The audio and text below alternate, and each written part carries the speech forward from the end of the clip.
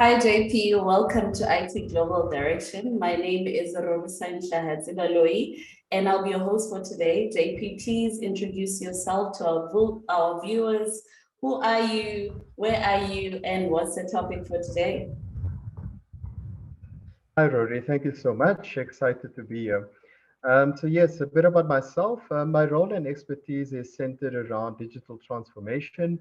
So in fact, I sit between technology and business, assisting business to achieve the ultimate business objectives.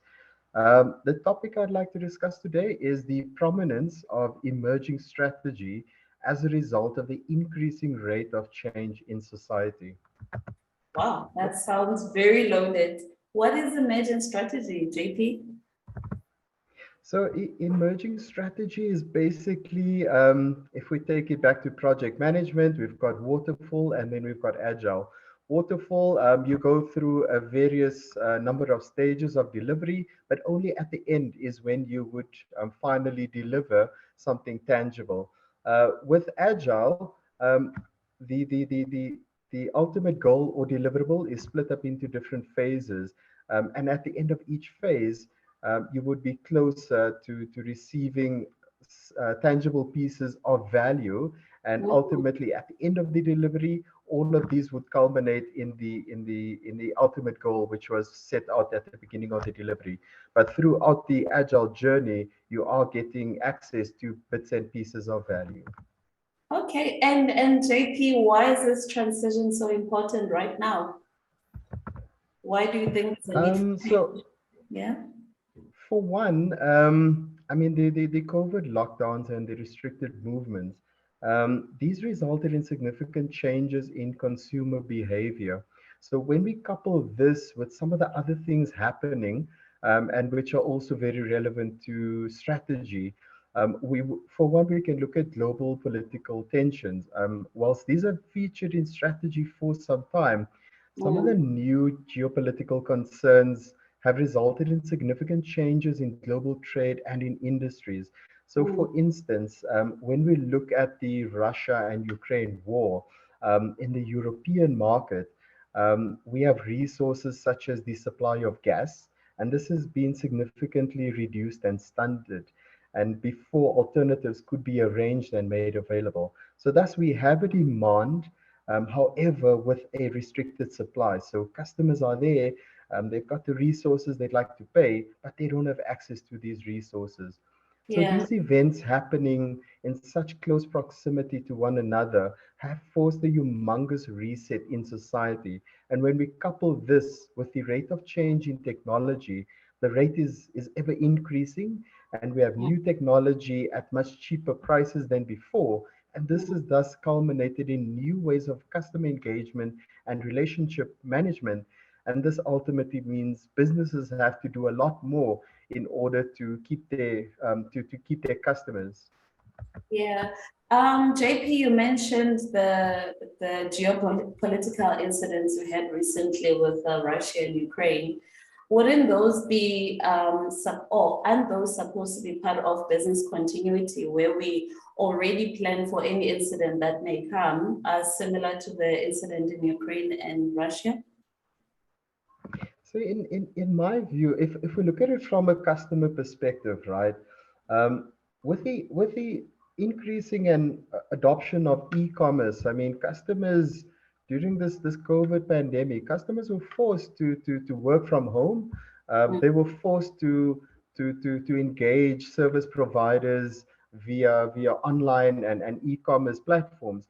So as a result, wherever customers are, that's where our businesses would need to be.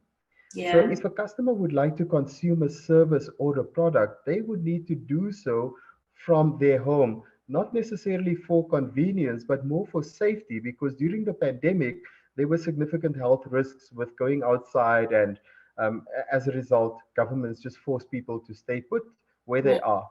But during this time, people needed to eat and we needed to live our lives.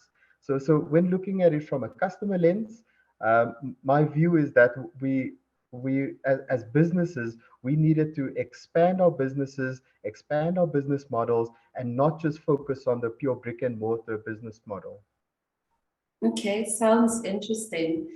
So the expansion of business, I understand, where we say that now, because of the new introductions of new technologies, we can now reach markets that we couldn't reach before.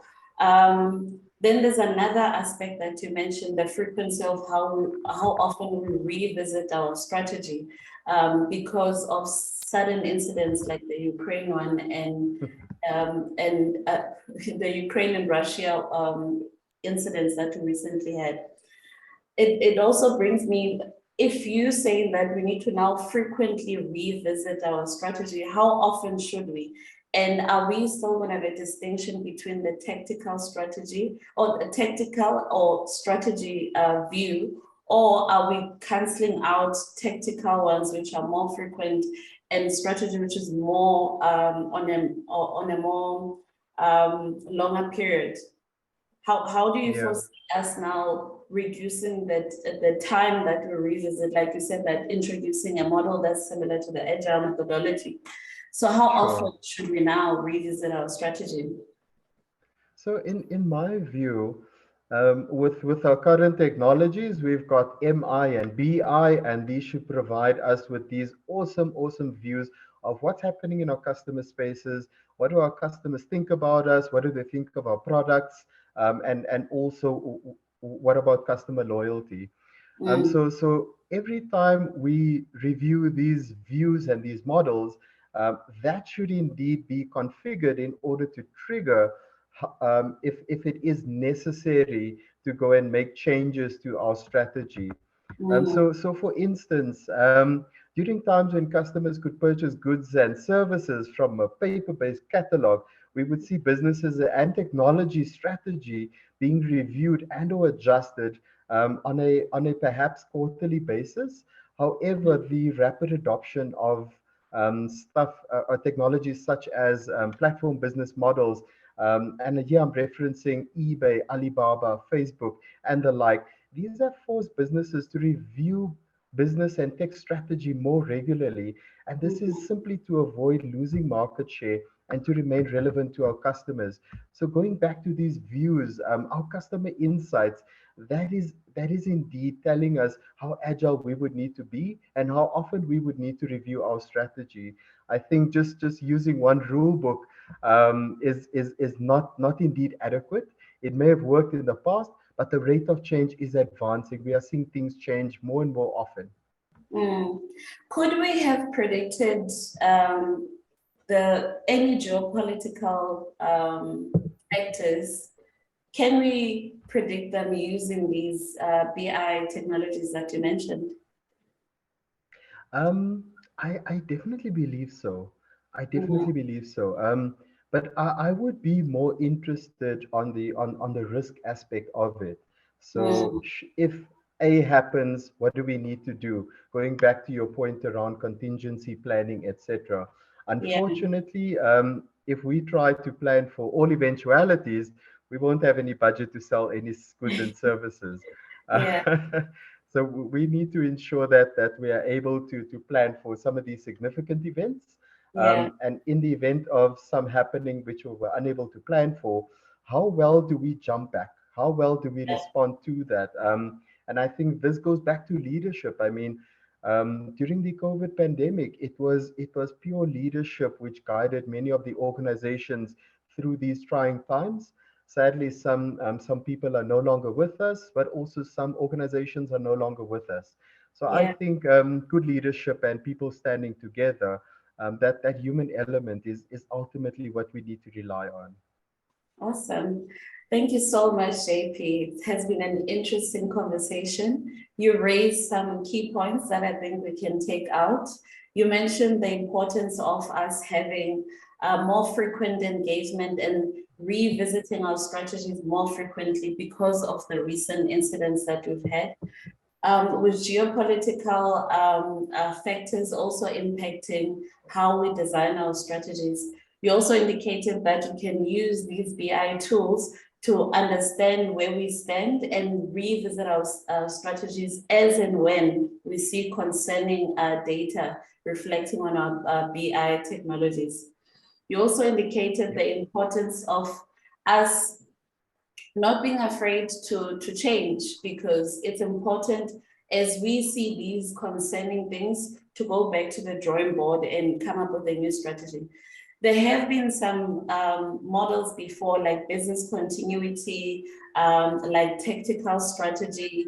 And you mentioned that, yes, those are there, similar to the agile methodology and the waterfall methodology, knowing that both methodologies work, but what the focus now is the frequency on how we revisit our strategy. And JP, please tell me if I miss out anything. That's been an interesting conversation. And I think we need to revisit our strategy often. Yeah, most definitely. It's been a real pleasure. Thank you so much for the platform and the opportunity to speak. Really, really awesome, engaging. These are things that I'm passionate about, but I'm only passionate about it because through doing these things, we can change lives. So really, really awesome conversation. Thank you so much for your time. Thank you, JP. Bye.